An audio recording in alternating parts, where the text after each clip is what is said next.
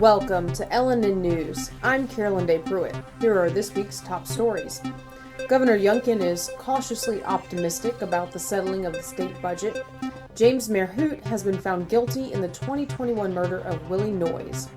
Hopewell Council has settled the machinery and tools tax, and Petersburg councilors flounder to find solutions amid citywide violence.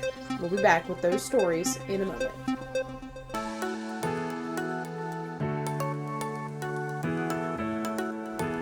Yes, you can still get haircuts, colors, highlights, waxing services, everything that's going to make you look great right here at the Apothic Company.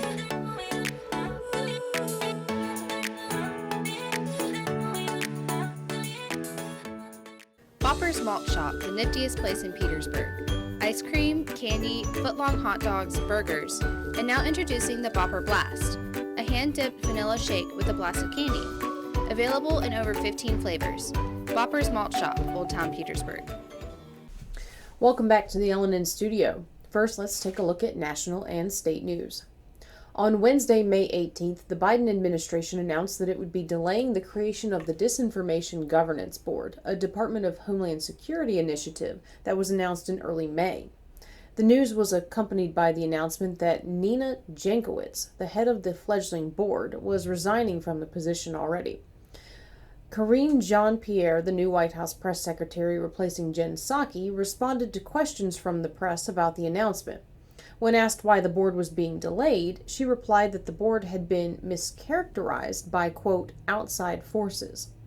The change comes after leaders, commentators, and members of the general public criticized the board, comparing it to the Ministry of Truth in George Orwell's 1984.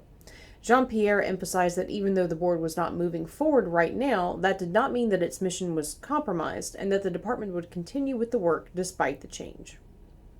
A new nonprofit group wants to make California a more honest place. Californians Against Retail and Residential Theft, or CART's, mission is to change the state's criminal justice system in an effort to reduce theft in California. According to the organization's website, California has experienced significant increases in theft, losses, and violence in the past 5 years. The group specifically calls out Proposition 47 as a reason for these substantial increases. Prop 47 reduced the punishments for theft crimes in California.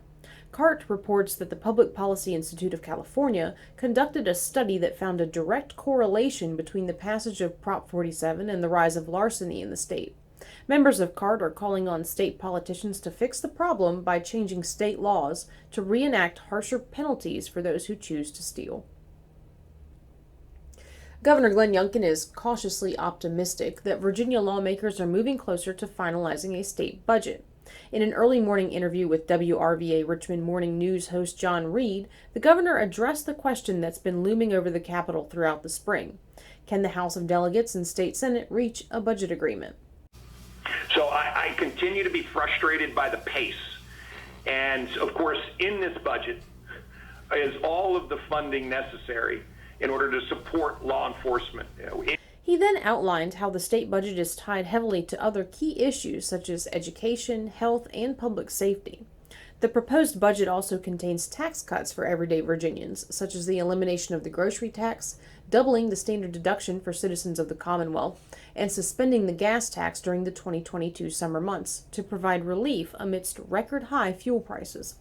The tax cuts would be possible because of multiple large surpluses in the state coffers, according to Governor Youngkin. I am cautiously optimistic that we're nearing the end here. And we have leadership on the Senate and the House side that have been working. And I fully expect them to deliver a budget here soon. If they don't, then Virginians suffer. To hear the complete interview, visit odyssey.com/newsradiowrva. For more on these stories and more, check out the LNN Insider. Subscribe by going to LNNusa.com and clicking on the subscribe button at the top of the page. We'll be back with local news after this. BSV keeps it 100% committed to you. You have questions, we have answers. Just give us a call. BSV. We're 100% for you, 100% of the time. Call or visit bsvnet.com today. Hi, I'm Dr. Sandy Elmont. And I'm Dr. Adam Elmont. We're chiropractors, and we love what we do. We change lives on a regular basis. We go from pain relief all the way to wellness. We work with the cause of the problem, we help solve the problem, and put your life on a whole different path. If you're concerned about your health in any way, or you just want to be healthier all the way around, come see us, Chester Family Chiropractic Center. Welcome back. Let's turn to local news. According to court records, 54-year-old Jimmy Lee Merhut of Chesterfield has been found guilty of first-degree murder in the case of 74-year-old Petersburg resident Willie Noyes III. In addition, Merhut was found guilty of the use of a firearm and a felony, 10 counts of shooting at the victim during the incident at Patton Park, and perjury. On June 6, 2021, a shooting occurred after an earlier altercation between the two men broke out the same day at the same location. Merhut was reported to have returned within a few hours, leading to gunfire between Merhut and Noyes. Noyes died at the scene from wounds to the neck and torso. Merhut also sustained multiple gunshot wounds and was transported to a nearby hospital. Merhut is scheduled to face sentencing on June 23rd in the Petersburg Circuit Court. If you're parking here without one of these, expect to pay the city this. With any law, regulation, or ordinance comes a select group of individuals willing to ignore it. In the case of the city of Colonial Heights, ignoring handicap parking restrictions inside the city limits just became a bit more costly. City Council recently voted to approve an increase in the minimum fine for illegally parking in a designated handicap parking space, raising the fine from $100 to $250. Colonial Heights PD issued 192 citations and 94 summons for this offense in 2019. In a COVID-affected year, citations dropped to 89 and summons to 39. As the pandemic restrictions were lifted, citations rose again to 131 in 2021 with 5 summons. The increase in the fine could have been even greater. Councilor Robert Wade originally made a motion to move the minimum from $100 to $500. The fee has been charged was $100 per violation, and I made a motion to increase it to $500 on that because there are a lot of people taking advantage of this, and I think it's a slap in the face to our physically handicapped people as well as seniors who need those parking spaces. All of the councilors supported the fine for such violations, with the only opposing view coming from Councilor John Wood, who expressed concern over the amount of the fine. I just think the $250 for a parking violation is a bit steep. Ultimately, council agreed to a $250 minimum fine, making it clear that those willing to illegally park in a handicapped space will also find it necessary to tip the city $250 for the unnecessary convenience to do so. Hopewell City Council reached a decision on the city's machinery and tools tax late last week. After discussion and public input on the tax rate during the regular Tuesday, May 10th meeting, council delayed the final decision to a special meeting held on Thursday, May 12th. But the vote could not be delayed any further, according to Deborah Reason, the city's commissioner of the revenue. She emphasized that, though council had time to further discuss the personal property tax rate at later meetings, it was imperative that a machinery and tools tax rate be set that night. Representatives of the major industrial plants in the city had attended that Tuesday meeting, expressing their opposition to a hike in the M&T tax rate. But 3 citizens voiced their support of the increase via letter at the Thursday meeting, adding another layer to council's discussion of the possibility. Those letters expressed surprise that the M&T tax rate had not increased since 2003, remaining the same for almost 2 decades. One resident asked whether the plants would raise workers' wages to cover higher tax bills if the city raised taxes on citizens, but not on industry. "I don't think so," she said.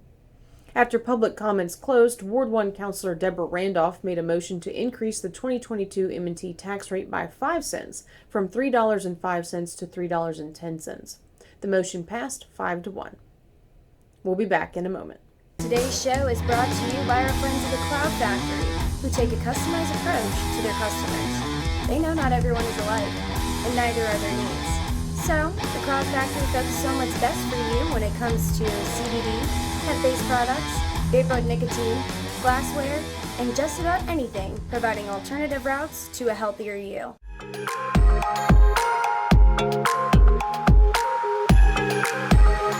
This is my second time going to Escape Old Town. I had a great time in the escape room. Lots of fun. Puzzles a little challenging, but I mean, it makes you really work for it. You know, you feel a lot more accomplished when it's done.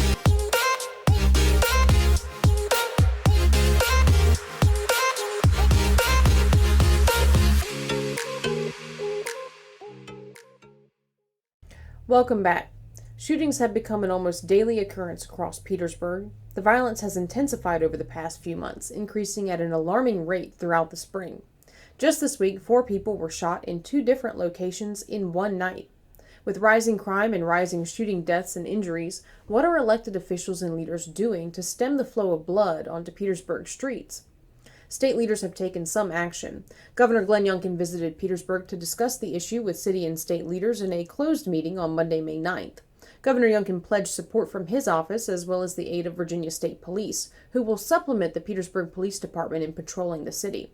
Other state agencies will also support the effort to reduce violence in the city, including Criminal Justice Services, the Office of Public Safety and Homeland Security, and the Attorney General's office. 1 week later, Governor Youngkin announced the creation of a new task force developed specifically to address the rising crime and violence occurring in cities like Petersburg across Virginia. The Violent Crime Task Force will be made up of representatives from the Governor's Office, the Attorney General's Office, Virginia State Police, the Department of Public Safety and Homeland Security, as well as both the Department of Juvenile Justice and the Department of Criminal Justice. They are tasked with recommending strategies that can be implemented in the Commonwealth that will help reduce the prevalence of violent crime. Those measures can be from a legislative perspective, an administrative perspective, or an executive perspective, according to Governor Youngkin's office. Both Governor Youngkin and Attorney General Jason Miyares discussed the plague of violence during interviews with John Reed, host of WRVA's Richmond's Morning News. There's a couple things that we can do. Every single major metropolitan area is down. A lot of this is we just don't have enough officers on the street. Right. We are pushing for Project Ceasefire, specifically targeted towards violent offenders using guns in the commission of a violent crime. It worked very effectively, getting very violent offenders off our streets. Petersburg's General Assembly representatives have both issued statements on the recurring violence in the city. Senator Joe Morrissey, who attended both the city press conference about the shootings and the meeting with Governor Youngkin, suggested 2 steps to help curb the violence: the creation of recreation facilities for evening and weekend youth activities to help keep kids off the streets, and the funding of a summer jobs program that would partner with local businesses to hire kids to work throughout the summer months. In a statement to LNN, Delegate Kim Taylor said that it saddened her to see young people as both victims and perpetrators, and that she would work with the governor to create a comprehensive plan to address the violence. During the meeting with Governor Youngkin, both state representatives discussed increasing state funding to Petersburg PD. Locally, Petersburg officials have announced some steps they plan to take or have taken to combat the prevalent violence. These include programs targeting Petersburg's youth, such as an internship program that would allow teens to see the inner operations of local government during the summer months. The police department announced that it would be re-implementing the Police Athletic League to engage and mentor kids across the city. Other options discussed include recreation facilities and public pools that officials believe will provide safe places for young people to socialize. Other measures are more restrictive. On Tuesday, May 17th, City Council members voted to push the city curfew for those underage from 11 p.m. to 10 p.m. Next, we move on to item J, which was advertised for today for a public hearing for consideration of changing the ordinance and city code for curfew hours for the city of Petersburg. Good evening, Mr. Mayor and Good members evening, of Chief. How council. you doing? Mr. City Manager. This was presented as a modification to the existing ordinance, changing the time from, as directed by our city attorney, changing the time from 11 p.m. to 10 p.m. as a curfew change. Police Chief Travis Christian suggested an even earlier curfew for the summer months, but Virginia State Code would not allow it. Yes, and just to be clear, in reaction to some events that had transpired previously that I think everyone's aware of, Chief Christian hoped to expand the curfew in order to increase a level of public safety. He'd hoped to expand it further than what you have in your package, but the state code only allows it to be expanded an hour on each side of what we currently have in our city code. And so extending it to the full extent that the city code will allow is the best he can do at this point, but he wanted to bring it forward and make sure that council had an opportunity to consider it for approval. On May 23rd, Mayor Sam Parham and School Board Chair Kenneth Pritchett will host a roundtable discussion with a panel made up of officials, citizens, and youth at 6 p.m. at the Petersburg Public Library. The steps being discussed and implemented primarily focus on youth in the city, those under the age of 18, but little has been said about how to address perpetrators who are over the age of 18. A review of the documentation released by Petersburg PD shows that out of 8 shootings where a suspect was apprehended, 7 of them were allegedly perpetrated by a suspect over the age of 18. Only 2 of the suspects announced by police were juvenile, both connected to the same shooting. At the same Tuesday council meeting where the curfew was changed, over $64,000 was spent to install 10 new stop signs in the city in the name of public safety. However, no money for recruitment or retention of officers for the understaffed police departments struggling to respond to the violence was discussed. Also missing among these actions by local officials are immediate solutions to the problem of violence facing Petersburg. Youth and social programs take time to make a difference, but the violence is occurring right now. City officials may have some clarity in addressing youth violence in the city, but violence among adults remains a murkier issue with no clear solutions proposed by city leaders. We'll be back with sports and weather in a moment.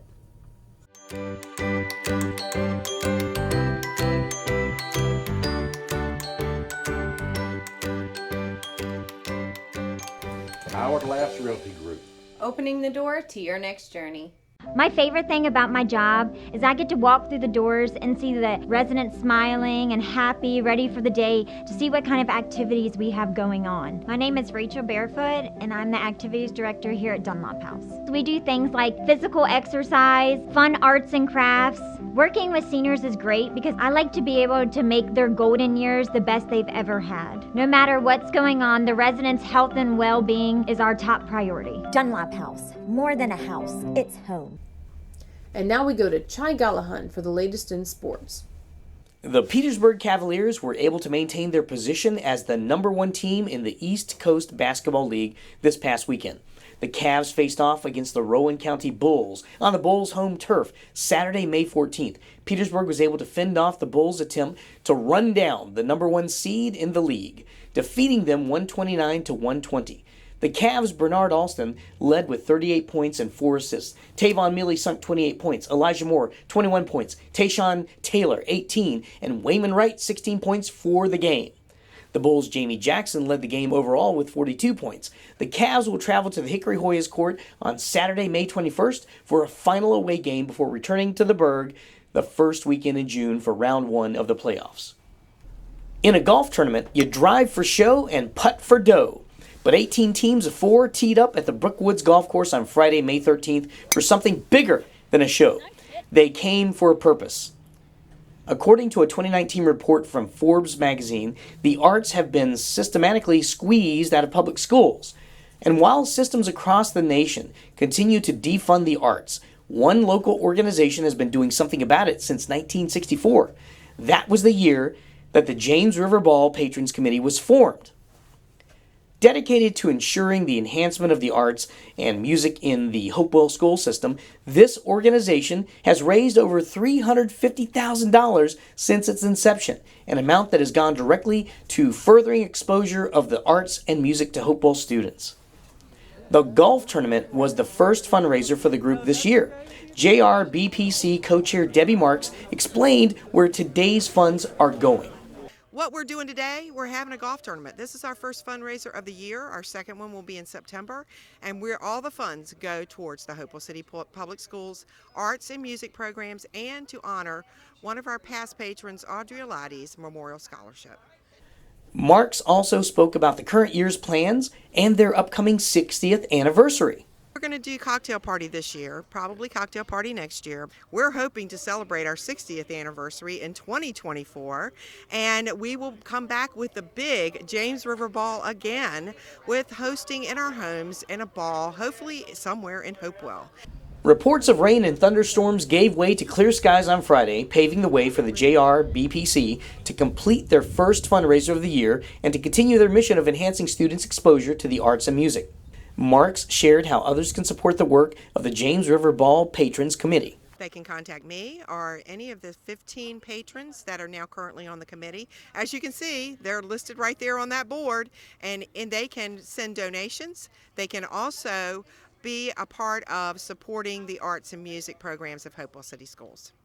Local representatives spoke on the importance of the JRBPC. I think there's a lot of shortcomings that they help fill the gap for, and so we're grateful to have community partners, businesses that come alongside those that are less fortunate and provide these opportunities like this scholarship fund does. If we didn't have the James River Ball Patrons Committee, how would that affect our community? I think it would have a pretty big impact on the community. You'd have a lot less funding that's being done for the arts programs, less scholarship money that's going out there, and also a void that needs to be filled within the community. Thanks, Chai. How's the weather looking for this weekend?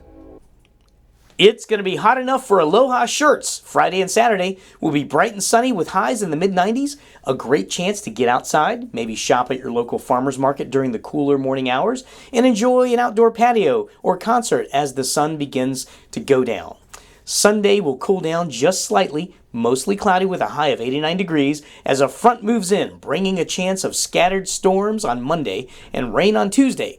It will be cloudy for the first half of the week, cooling us down after those weekend high temperatures. We'll hover around 80 degrees for the week, except for Tuesday when those rain showers bring slightly cooler temperatures around 70 degrees. Back to you, Carolyn Day. That's all for this week's newscast, but we'll see you next Thursday for the latest local headlines. Don't forget to follow us on YouTube, Facebook, and Instagram. Thanks for watching LNN News by the people for the people. Hi, I'm Carolyn Day Pruitt. And I'm Chai Gallahan. Major media companies have editorialized reporting and called it news. The free press was never designed to be journalistic interpretation of the facts. LNN USA is committed to reporting facts about issues important to you, but the free press is anything but free. LNN USA exists to serve our fellow citizens. As a locally owned and operated digital news network, we forego the expensive printing presses, costly production plants, and corporate overhead. Your membership dollars are primarily used to pay local reporters to cover local news. Reporters dedicated to investigative news and features that matter. To do that, we need your support. Become a member, and you'll receive the LNN Insider Weekly Email, a 40-page magazine packed full of news and features you won't find anywhere else. Membership also includes full access to LNN News broadcast archives, LNN Insider magazine archives, extended interview clips not aired in the weekly broadcasts, and more. Your membership supports local independent reporting free from corporate and political pressure and agendas. Become an LNN member today by going to LNNusa.com and clicking on the subscribe button at the top of the page.